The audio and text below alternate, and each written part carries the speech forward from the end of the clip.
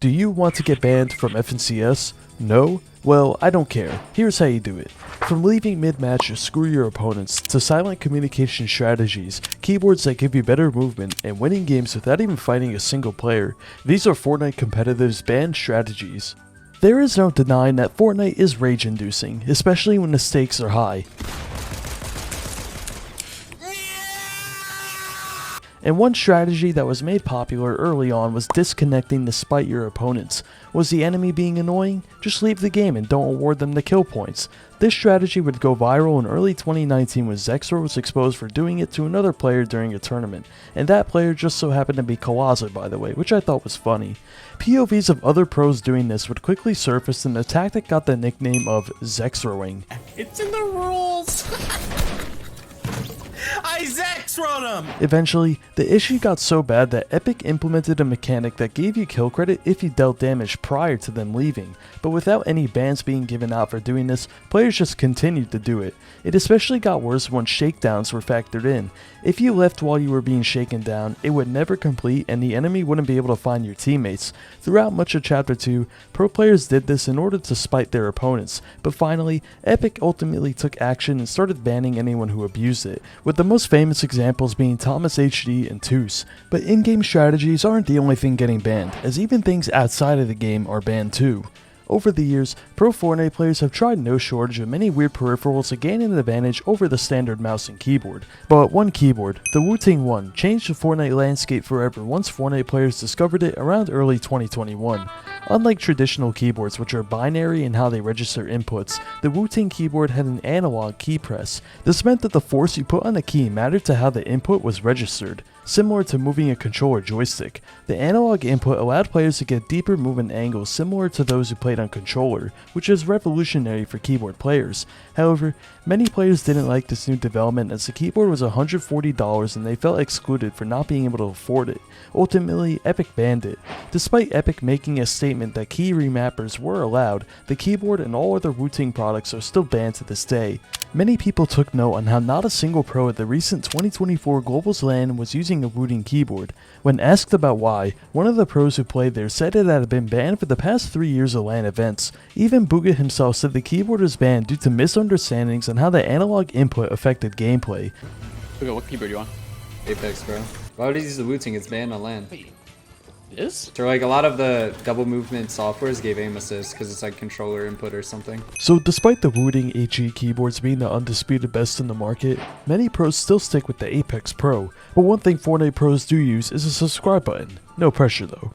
One of the most difficult parts of playing out a game of Fortnite competitive is surviving until the end game. It is where the majority of points are accumulated, which can make or break a tournament. While most players over the years have refined their skills and developed detailed strategies to facilitate this, some people play differently. One of these easy workaround strategies that dominated the early days of Fortnite was pickaxe swinging. Rather than risk dying on a rotate, players would just swing their pickaxe or throw water balloons at each other to signal that they were friendly. Eventually, it got to the point where every pro was doing it on stream in order to bag out on those extravagant 2019 Cash Cup prize pools. However, Epic were watching, and over time, they didn't take too kindly the players doing this. In January of 2020, Epic Games added to their official tournament rule sets that all forms of communication via pickaxe swinging, toy tossing, and even literal jumping were bannable. While the intentions were noble on Epic's part, the community was outraged by this change, especially since the official player support line for Epic confirmed just 1 month previous that it is not bannable, and they even encouraged it. However, it seems like Epic weren't too strict in policing this, as many people still did it, or in some cases, even used it as bait to make people think they were friendly. Overall, this is more so just an issue with the meta at the time having no mobility, and today, players look back fondly to the times where pickaxe swinging was the meta, but just as pickaxe swinging was phased out, teaming in cars took its place. Drivable cars were added to Fortnite in August of 2020, and of course players turned to teaming. Just like with pickaxe swinging, it was beneficial to pair up with other players in cars so you can make it the center zone safely. This is especially rampant in zero-build tournaments, where the cover provided by cards was precious. However, once high-profile pros started doing this on literal LAN tournaments, bans were handed out. But this hasn't stopped these strategies entirely, and in the modern day, there is surge trading. In every single professional lobby in the past few years, whether intentionally or not, pro players trade tiny bits of damage back and forth in order to bypass storm surge. Even in the biggest LAN tournaments in the game, pro players have done this. Most times it goes unpunished, but other times Epic Games lays down the ban hammer. In November of 2024, about 10 EU players, including veteran superstars Kami and Seti, were all banned for surge trading. While they did crack to the community pressure and unban them less than 24 hours later, the message was still clear. Going as far back as 2020, Epic was banning players for doing this, such as when Bucky, Qrei, Keys, and Slacks were all slapped with 60-day bans for surge trading. While this tactic is obviously cheating, you can't blame the players. When you build the meta around infinite healing items, whether it be slurp water or abusing fishing spots for infinite heals, players will always surge trade if you give them away. So like with other ban tactics discussed, it's on Epic to fix it, not the players. While most players are figuring out how to survive until endgames by farming damage onto other players, a select few thought outside of the box. What if instead of surviving by fighting, you just don't fight? In April of 2021, a relatively unknown Polish player by the name of Qrei managed to qualify to the finals of an FNCS week with 0 eliminations. Once players found out what he was doing, chaos ensued. The entire Fortnite community was freaking out about this unknown player's intricate strategy to win games without even dealing a single point of damage. They did this by continuously fishing throughout their games to stack as much fish as possible. Once zone closed in, they would stand in the slurp water to counterbalance the storm damage, still fishing of course. Then when zone started ticking for 2, they migrated to the campfires around Slurpy Swamp to counterbalance that storm damage, still fishing of course. Finally, once the storm started to tick for 5, Qrei would begin to go through his massive stores of fish to heal, along with traversing Slurpy Swamp to pick up any slurp barrels that were left behind, still fishing of course. The route was genius and there was tons of planning behind it. Despite the entire community uniting around him, Epic nerfed the strategy by reducing the spawn rate of the small fry, but Qrei and his copycats still managed to get wins despite the nerf. However, because the efficacy of the strat was contingent on players being unaware of you, it didn't work in more stacked lobbies.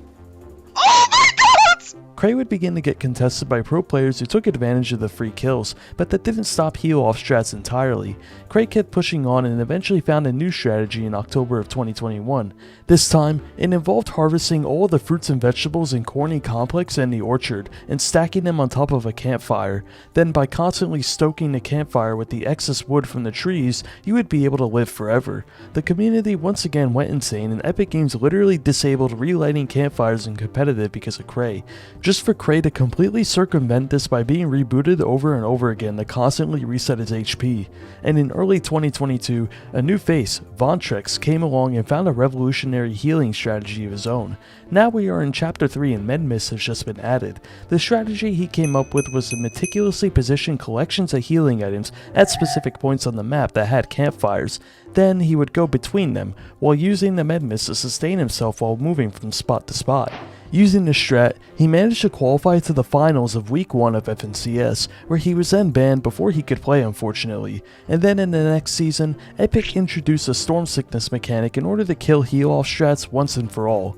The mechanic made it so you took massively increased storm damage after accumulating more than 600 total storm damage in a match, but that wasn't going to stop Vontrex, and he found a workaround by abusing reboots, because if you got rebooted, your storm sickness value was reset, but Epic weren't having it this time around and banned Vontrex, Qrei, and many other heal-off players. Rather than fix the game, Epic just banned them instead, but the legacy of Qrei will never be forgotten. Subscribe to my second channel linked below, or check out the other videos on your screen now.